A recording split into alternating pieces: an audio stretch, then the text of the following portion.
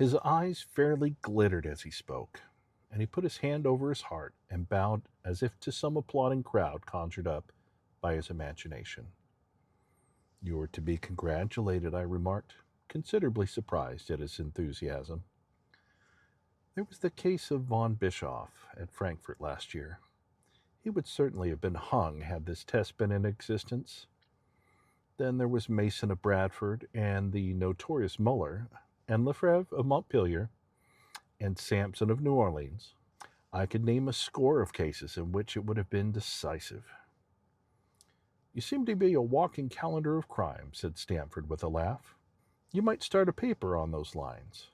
Call it The Police News of the Past." "Very interesting reading it might be made, too," remarked Sherlock Holmes, sticking a small piece of plaster over the prick on his finger. "I have to be careful," he continued, turning to me with a smile, "for I dabble with poisons a good deal." He held out his hand as he spoke, and I noticed that it was all mottled over with similar pieces of plaster and discolored with strong acids.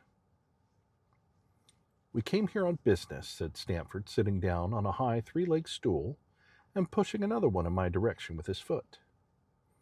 "My friend here wants to take diggings, and as you were complaining that you could get no one to go halves with you, I thought I'd better bring you together."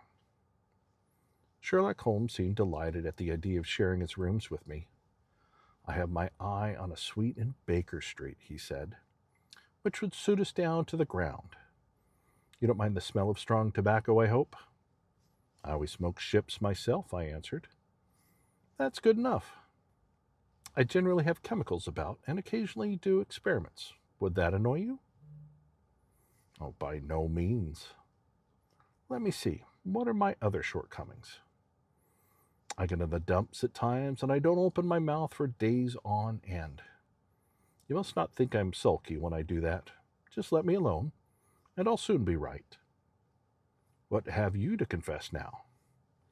It's just as well for two fellows to know the worst of one another before they begin to live together." I laughed at this cross-examination.